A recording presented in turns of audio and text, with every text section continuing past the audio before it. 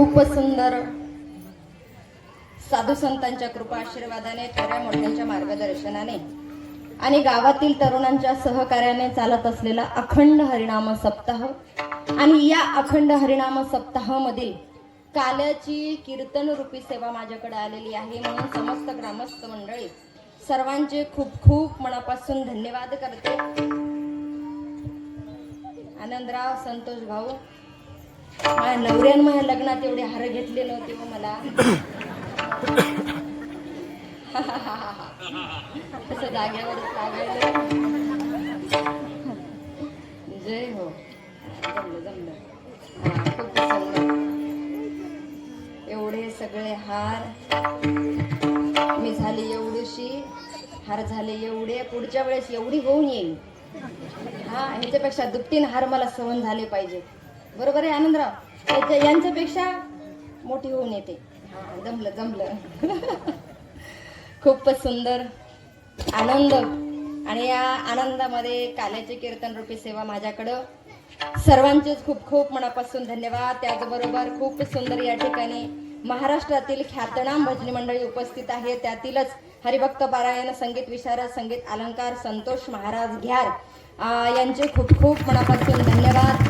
त्याचबरोबर हरिभक्त पारायण, संगीत विशारद, संगीत अलंकार निखिल महाराज गाडे यांचेही मनापासून धन्यवाद। तुम्ही फक्त आता टाळ्याच वाजवत राहा।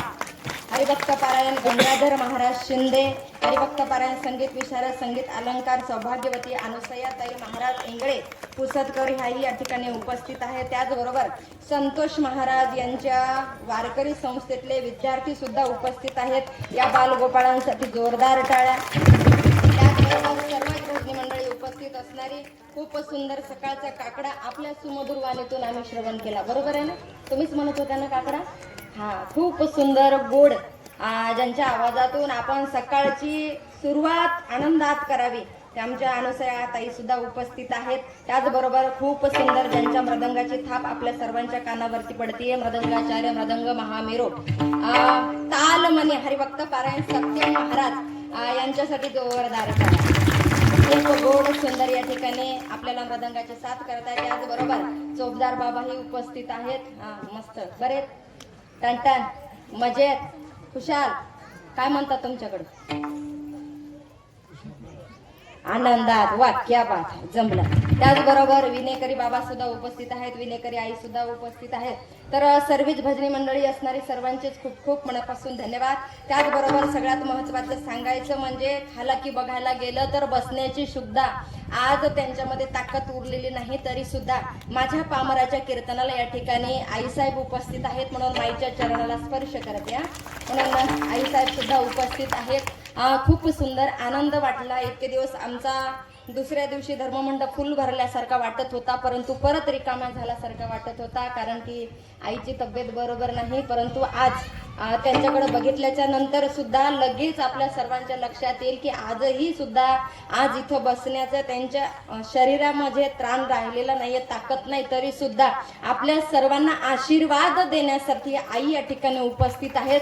आईचे खूप मनापासून धन्यवाद। अखंड आपले आशीर्वाद या येळेगावावरती असेच राहावे मी स्वतः तुमच्याकडे खाजगी विनंती करते। खूप सुंदर थाटात रुक्मामाईचा सोहळा आणि साक्षात चंद्रपूरची धुरपतमाय रुक्मामाईचा अवतार घेऊन आमच्या समोर उभी आहे आपल्या सर्वांना आशीर्वाद देण्याकरता, म्हणून आपलेही मनापासून धन्यवाद। त्याचबरोबर खूप सुंदर या ठिकाणी आम्हाला ज्यांच्यामुळं प्रथमतः हे गाव पाहायला भेटलं, दर्शनास भेटलं, पुरुष मंडळी असो, महिला वर्ग असो, वयानं जपानं तपानं ज्येष्ठ श्रेष्ठ असणारे सर्वच या ठिकाणी उपस्थित आहे। आपल्या सर्वांचं दर्शन जर कोणी करून आणलं असेल तर असं बघायला गेलं तर लई लांबून असं लगा आलाय। आदर सोंड्यावरून माईला फोन, माईवरून संतोष भाऊंना फोन, असं करत करत करत करत संतोष भाऊ कपाटे यांनी आम्हाला कॉल करावा आणि आपल्या सर्वांचं दर्शन घरून आणावं, म्हणून आपले खूप खूप मनापासून धन्यवाद। खरंच आज हे सगळं कौतुक पाहिलं पूर्ण महाराष्ट्रामध्ये गाजेल असं तुमचं कौतुक आहे खरंच।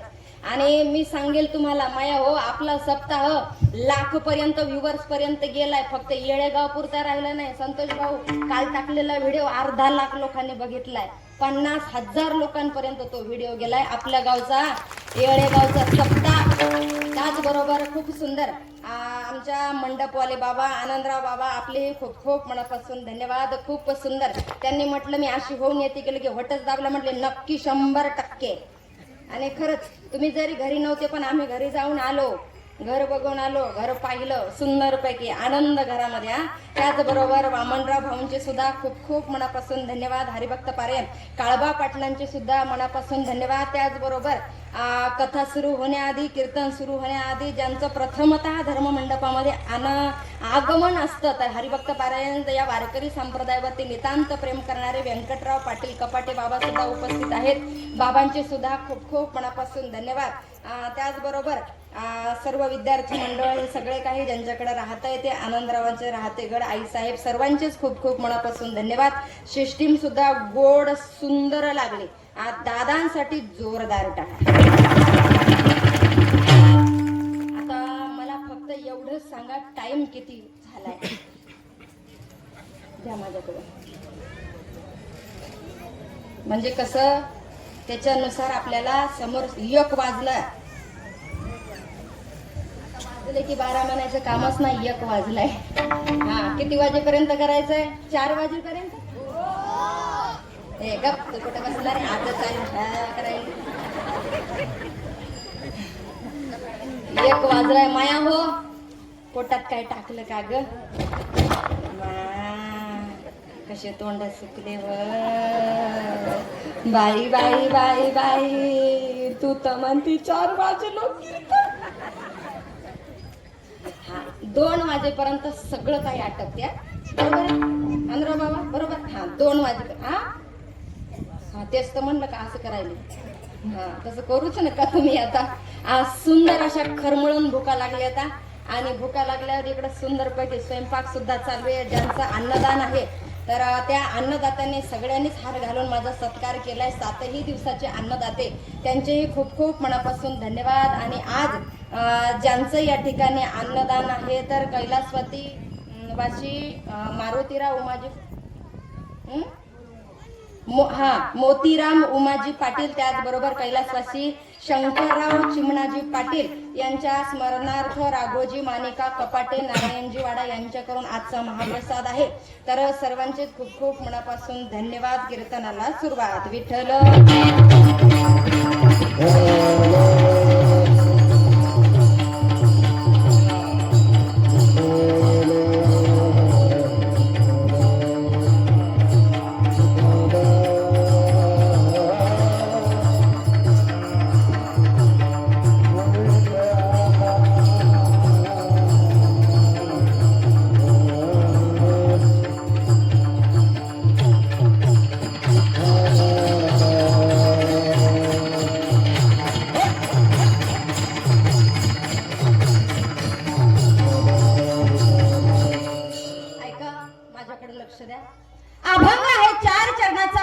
जगद्गुरु तुकोबारायांचा.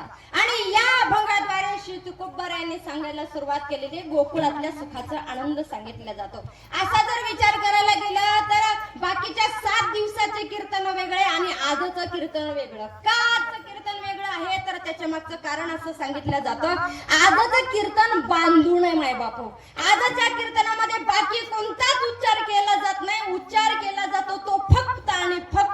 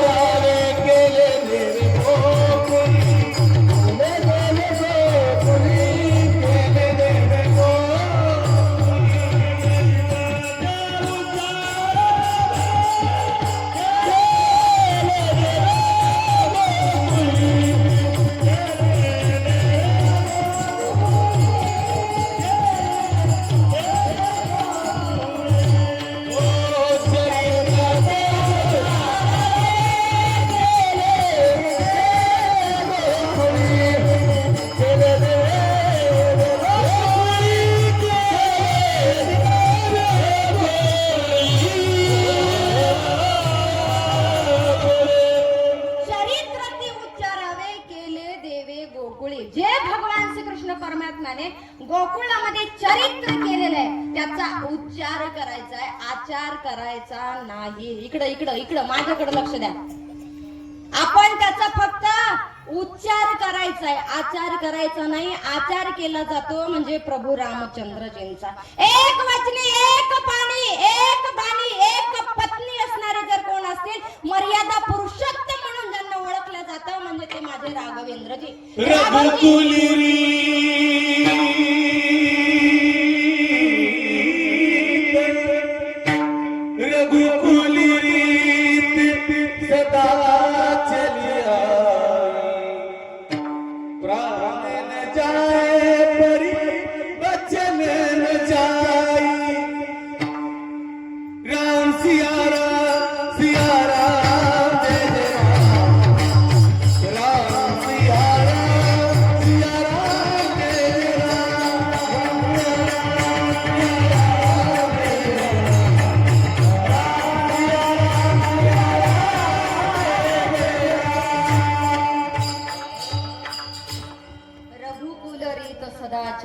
प्राण जाई पर वचन ना जाई. हे मर्यादा पुरुषोत्तम म्हणून ज्यांना ओळखलं जातं ते म्हणजे राघवजी यांचा आचार करायचा नाही.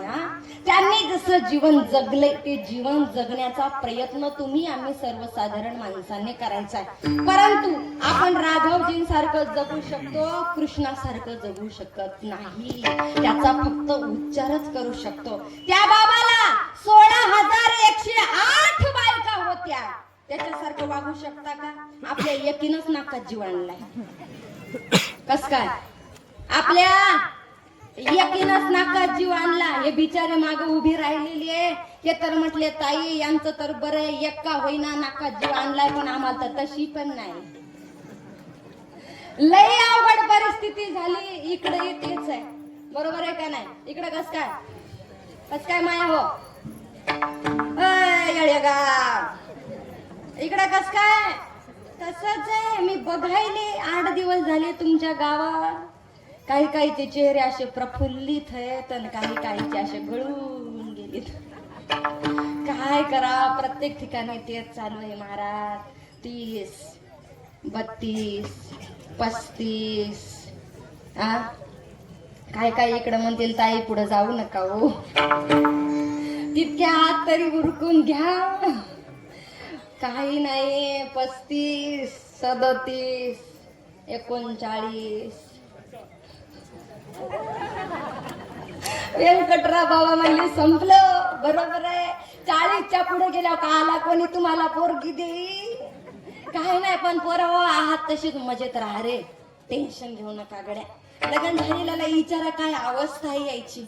लग्नाच्या आधीनं असे गुलाबजांबू आणच होते. लग्नाच्या आधी असे गुलाबजांबूच होते. लग्न झाले की खोबऱ्याच्या उलट्या वाटी म्हणे. लई अवघड परिस्थिती आहे. मग तुम्ही आहात ना तशी मजेत मस्त असे गोल गुटूंग दिसतात. अशीच राहा, आनंदात राहा. आणि नाही तर नाही भेटल्या असं म्हणूच नाही. इकडं म्हणतील माया कोण आणलं गईला, नाही तर नाही भेटल्या म्हणायली. हिला आणलं तरी कोण? लई अवघड परिस्थिती आहे. पण माया हो, ज्यांच्या सुना आल्या आता त्या कशा आहेत? इंचवाची अशी नांगीच आहे. कधी डंख मारेल सांगता येत नाही. म्हणून टेन्शन घेऊ नका. आहात एकट्या मजेत राहा, मस्त राहा. करो काय नाही, एक भगवा रुमाल घ्या, कंबराला बांधा आणि इकडं नाशिकला कुंभमेळा चालेल. हर हर तिकडं टेन्शनच नाही घ्यायचं. फारच सुंदर. ऐका, आपण फक्त राघवेंद्रजींचा आचार करायचा, परंतु भगवान श्रीकृष्ण परमात्म्यांचा आचार कोणी करू शकत नाही. या बाबानं 16 गाव आगनी गिळलाय. आपल्याला बिडीचा चटका सहन होईना, गॅस आले, चुलीचा त्रास होऊ लागला म्हणून ही परिस्थिती आहे. म्हणून पुन्हा एकदा सांगते, भगवान श्रीकृष्ण परमात्म्यांचा फक्त उच्चार करायचा आहे. चला चरित्राकडे आपण वळू. चरित्र मी याच्या आधी फार सुंदर सांगितले, परंतु आज मी कर्तव्यामध्ये बांधलेली आहे. म्हणून या बांधलेल्या कीर्तनामध्ये मला पुन्हा एकदा सांगावं लागतं. संतोष भाऊ एकदा काय झालं, तो कंस मामा कंस मामाने खूप सारं पाप केलं आणि त्या पापावरती झाकण ठेवण्यासाठी चुलत बहिणीचा विवाह केला. आनंदराव पाटील, चुलत बहिणीचा कशासाठी? पापावरती झाकण ठेवण्यासाठी लग्न केलं. थाटात लग्न, वरात निघाली आणि वरात निघाल्याच्या नंतर अशी चौकात आली आणि चौकात आल्या बरोबर बोलायला सुरुवात केली. अशी आकाशवाणी झाली आणि त्या आकाशवाणीने बोलावं, अरे मूर्ख कंसा, ज्या बहिणीचा विवाह थाटामाटात तू करत आहे तिच्या पोटी 8वा जन्माला येणारा तुझा वध करणार आहे, वध करणार आहे, वध करणार. हे शब्द कंसाच्या कानावरती पडले आणि कंसाच्या कानावरती पडल्याबरोबर कंस सिंहासनावरती बसलेला होता. सिंहासनावरून खाली उतरला आणि उतरल्याबरोबर देवकीच्या दिशेने धावत धावत धावत धावत धावत धावत निघाला. शस्त्र काढलं, खड्ग काढलं आणि देवकीला मारायला निघाला. तितक्यात वसुदेवजी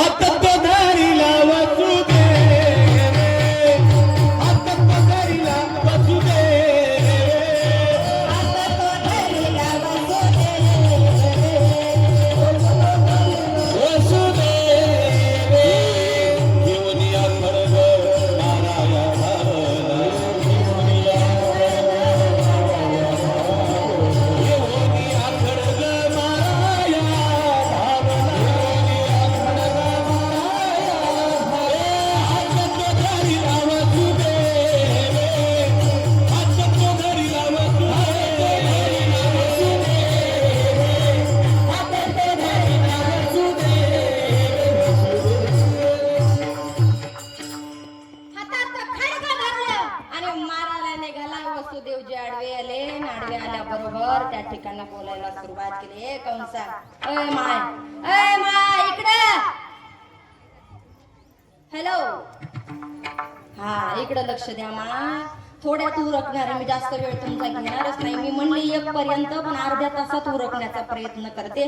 मलाही समजते तुम्ही सकाळी काकड्याला आल्या, नंतर प्रदक्षिणाला आल्या, नंतर कीर्तनाला आल्या, आता पोटात कावळे उठले. मलाही समजते मा. मी जरी उपास सोडून आले तरी सुद्धा तुम्ही उपास सोडला नाही. अजूनही तसाच धरून राहिल्या. लई पुण्यवान आहेत व गावातले, लई पुण्यवान. हात धरला आणि हात धरल्याबरोबर त्या ठिकाणी बोलायला सुरुवात केली. अरे कंसा, अरे तुला तिच्यापासून काही त्रास नाही. तिच्या पोटी येणारा 8वा तुला मारणार आहे. जसे जसे जन्माला येतील तसे तसे मी तुझ्याकडे आणून देईल. ठरलं, सगळं झालं माय बाप हो. आणि आता मात्र वसुदेव देवकीला कारागृहामध्ये टाकलेलं आहे. मी तुम्हाला सांगितलं पक्का राजकारणी माणूस आहे आणि पक्का राजकारणी असल्या माणूस असल्या कारणानं त्या ठिकाणी आता मात्र त्याला कारागृहामध्ये टाकले. कारागृहामध्ये टाकलं. 7 कुलपं लावलेली आहेत. 7 कुलपाच्या आत वसुदेव जे आहेत, वसुदेव आणि देवकी पहिला जन्माला आल्याबरोबर त्या ठिकाणी आता मात्र त्याच्याकडे कंसाने पाहिलं. सुंदर दिसणार ते लेकरू एका मिनिटासाठी विसरून गेला. तो मारण्यासाठी आला. सोडून दिलं आणि सोडून दिल्याबरोबर कंस माघारी निघाला. जाता जाता नारदजी भेटले. म्हटले, कंसा तुला काही डोकं वगैरे अक्कल वगैरे काही समजते की नाही, उमजते की नाही? अरे 8वा हा पहिला म्हणून जन्माला येऊ शकतो, मार. पहिल्याला असं पायाला धरलं महाराज, सत्य महाराज असं पायाला धरलं. गर गर गर गर गर गर गर गर फिरवलं. दंडशी भिंतीला आदळलं आणि भिंतीला आदळल्याबरोबर रक्ताबंबाळ ती भिंत. पहिला मारला, दुसरा मारला, तिसरा मारला, चौथा मारला, 5वा मारला, 6वा मारला, 7वा मात्र मारण्याकरता आल्याबरोबर योगमायेने गुप्त व्हावा आणि रोहिणी मातेच्या उदरामध्ये आता 8वा जन्माला येणार, 8वा जन्माला येणार. सगळीकडे आनंदी आनंद आहे आणि त्या आनंदाच्या भरामध्ये आता मात्र कंस मामा त्या ठिकाणी 8 दिवस झाले झोपलेलाच नाही. 8वा मला मारायला, 8वा मला मारायला. जन्माला येणार, झोपत नाही माय, जागरण करतोय. परंतु तो जगाचा बाप जन्माला येणार आहे आणि तो जगाचा बाप जन्माला आहे. माणसाचे डोळे मचकवायचे की बंद करायचे त्याच्या हातात आहे. कधी डोळे उघडायचे आणि कधी कायमचे बंद करायचे हे त्याच्या हातात आहे. त्याच जगाच्या बापानं पहिली लीला केली जन्माच्या आधी. काय म्हणते मी? जन्माला यायच्या आधी पहिली लीला केली, कंस मामाला झोपी घातलं, कंस मामा झोपी गेला आणि आता मात्र सुंदर त्या ठिकाणी माझे भगवान श्रीकृष्ण परमात्मा चतुर्भुज रूपात 8 वर्षाची मूर्ती प्रकट झाली. भगवंत जन्माला आले, वसुदेवजीने बघावं चतुर्भुज रूपाची मूर्ती आहे, पिवळा पितांबर आहे, मोर मुकुट डोक्यावरती आहे. ऐका ना, खूप सुंदर मोर मुकुट डोक्यावरती आहे, पिवळा पितांबर आहे, कमरेला कंबरपट्टा, दंडाला हाताला बाजूबंद बांधलेली आहेत, गळ्यामध्ये माणिक मोत्यांच्या माळा लटकवलेल्या आहेत. असे भगवान श्रीकृष्ण परमात्मा वासुदेवजीने पाहिले आणि पाहिल्याच्या नंतर बाजूला देवकी बसलेली होती. देवकी मातेनं बोलायला सुरुवात केली, म्हटले देवा मला माहित होतं तुम्ही जन्माला येणार आहात, परंतु आज नाही आलं. परंतु मग तू असा का? एका माईची इच्छा आहे आणि बरंच आहे, बरोबर आहे. एका माईची इच्छा असते की तिनं त्या लेकराला हृदयाला लावावं, तिनं स्तनपान करावं, त्या लेकराला स्तनपान करू घालावं, अशी त्या माईची इच्छा असते. म्हणून देवकीनं विनंती करावं, देवा छोटे लहान व्हा, मला तुम्हाला हृदयाला लावायचंय, माझं स्तनपान करायचंय, मला मी लहान होतो पण मी जे सांगते ते तुम्ही करा. काय करायचंय भगवंता? मला इथं ठेवू नका.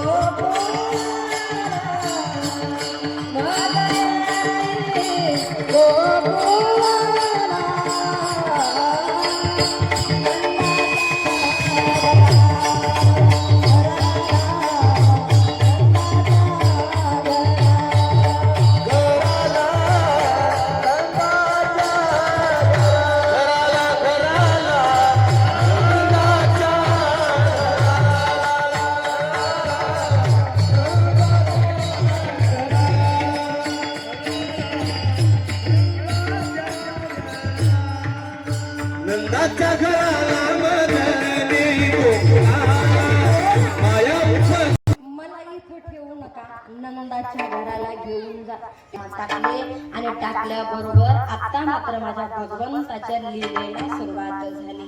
काय केली भगवंताने लीला तर ऐका. खुल गए सारे वताले वह क्या बात हो गई,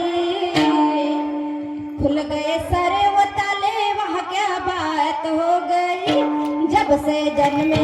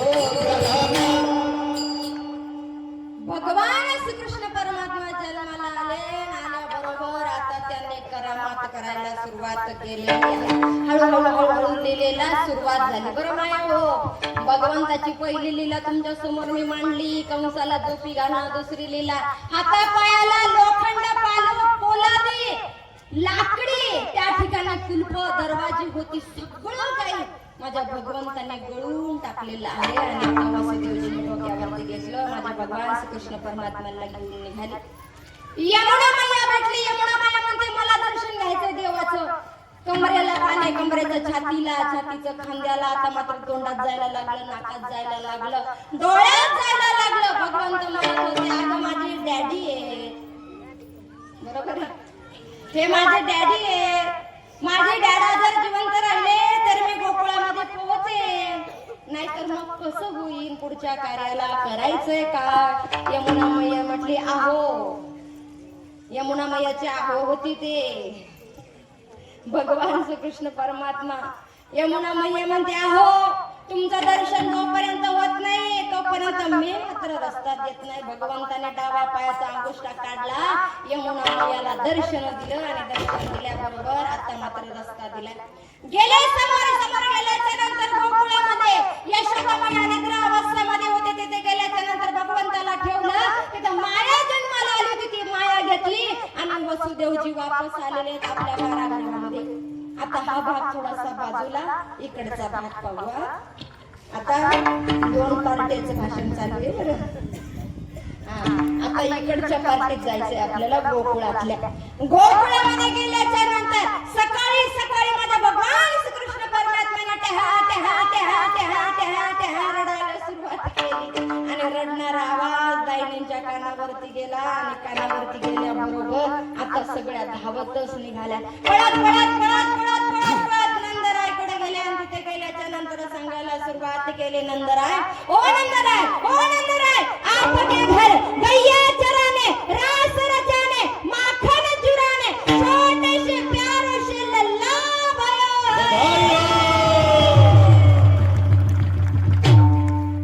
सगळ्यांनी आनंद साजरा करायला सुरुवात केलेली आहे.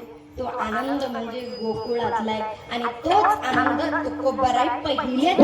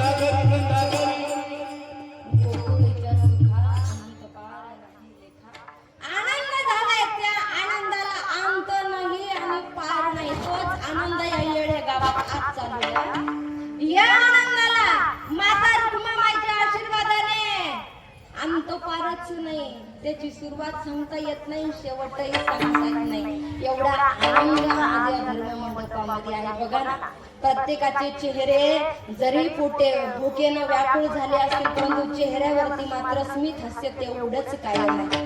तेवढंच कायम स्मित हास्य आहे. हा आशीर्वाद आमच्या रुक्मामाईचा तुमच्यावरती आहे. आणि मी सांगेल संतोष भाऊ, ऐका, ते बंद पडू देऊ नका गड्या. मी ऐकलं गावात फिरताना, म्हटले रुक्मामाईचा सप्ताह फक्त 3च वर्षे. कोण म्हणतो 3 वर्षे? हा, याला खंडन पडू देऊ नका माय बाबा हो. अरे एका मायचा आशीर्वाद घेणं म्हणजे सर्वसाधारण गोष्ट नाही. आणि त्या मायचा आशीर्वाद तुमच्या डोक्यावरती आहे. तिने एकदा आशीर्वाद दिला ना, तुमच्या आयुष्यामध्ये कुठल्याच गोष्टीची कमतरता पडणार नाही, कधीच पडणार नाही. 3 वरती 0 कसा ठेवायचा आनंदराव तुमच्या हातात आहे. 3 वरती 0 कसा ठेवायचा तुमच्या हातात आहे. माय तर आशीर्वाद देण्यासाठी बसलेलीच आहे की हो. त्या मायचा आशीर्वाद हात जोडून पाय पडून विनंती करते. गावकरी मंडळी आज बरेच जण या ठिकाणी उपस्थित आहे. तुमचं लेकरू म्हणून तुमचं लेकरू म्हणून माझं ऐका, लहान मोठा का होईना, कसा का होईना, परंतु सप्ताह चालू ठेवा. कसा का होईना सप्ताह चालू ठेवा. आनंदराव पाटील आणि संतोष भाऊ, एक सांगते मी तुम्हाला, 3 वर्ष झाल्याच्या नंतर जर गावकरी मंडळी जर मागं पुढे बघत असेल तर तुम्ही मला फोन करा. माझ्या संस्थेत 100 लेकरं आहेत. मी सगळी टोळी घेऊन येते. कीर्तन आमचंच, कथा आमचीच, काकडा आमचाच, हरिपाठ आमचा. फक्त तुम्ही सृष्टी एवढी जिम्मेदारी घ्यायची. बाकी आमची खाण्यापिण्याची सोय लावा. नाही तर म्हणसाल खायचं तर तुमच्याच मागं, मग नाही. खाण्यापिण्याची सोय लावा, जाण्या येण्याची सोय लावा. म्हणजे आमचं एक काय हो, काय नाही आम्हाला, तुम्हीच. खरंच आमच्यावरती अशी वेळ येऊ देऊ नका. तुम्ही साजरे करायला एका मायचा आशीर्वाद तुमच्यावरती, आरतीने साधा आशीर्वाद दिला. तुमच्या शेतात आमचा 50 क्विंटल ऊस झाला तर पुढच्या वर्षी 70 होईल. फक्त तिचा आशीर्वाद असावा. आणि 3 वरती 0 जाऊ द्या. फक्त 3 वर्षावरती थांबू नका. पुढे चालत 4, 5, 6 असं करत करत 30 वर्षापर्यंत पुढची पिढी बघतच आहे. मग तुमचे आहे तोपर्यंत तुम्ही करत चला. आणि एकदा का काय रामनाम सत्य झाले की कोण आहे हो, कोण नाही. मग पुढच्या पिढीचं त्यांचं ते पाहून घेतील. आपलं कर्तव्य आपण पार पाडायचंय. आपण कसं घर बांधताना सुनबाईला स्वयंपाकाचं टेन्शन नाही झालं पाहिजे. किचन सुद्धा मागं ठेवत नाही. ठेवता का बरं? सगळं रेडी आहे का नाही सुनबाईला? मग कसं आहे, आता तुम्ही असं रेडी करून घ्या पोरायला. असं रेडी करता का नाही पोरं?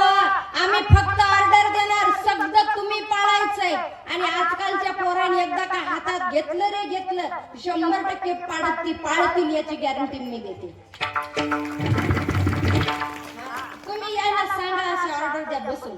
पोराव आता आम्ही इथपर्यंत आणलं, इथून पुढे तुम्हाला बघायचं आणि यांना बघावंच लागणार आहे. आणि जोपर्यंत यायला आपण पुढे करत नाही तोपर्यंत आपला वारकरी संप्रदाय कोण नेईल हो? नेणार नाही ना. म्हणून आपण मस्त अशी ऑर्डर द्यायची, त्यांना सांगायचं, त्यांच्या हाताने सगळं करून घ्यायचंय. 10 वर्ष 15 वर्षापर्यंत तुम्हाला सगळं करायचंय. व्यंकटराव बाबा 15 वर्ष अजून तुम्हाला सगळं करायचंय. मग पुढे यायच्या हातात कारभार द्यायचा. आपल्या हातात काहीतरी लागेल, सगळं दिल्यानं कसं जमा. सुंदर आनंद आहे. किती आनंद आहे बरं, एवढा सुंदर आनंद आहे माय बापू हो. ते गोकुळातला आनंद मी तुमच्या समोर मांडत होते. खूप आनंदी आनंद आहे. आणि याच आनंदाच्या भरामध्ये आता मात्र त्या ठिकाणी सगळ्यांनी नाचून आनंद साजरा करायला सुरुवात केलेली आहे. सुस्वागतम कृष्णा,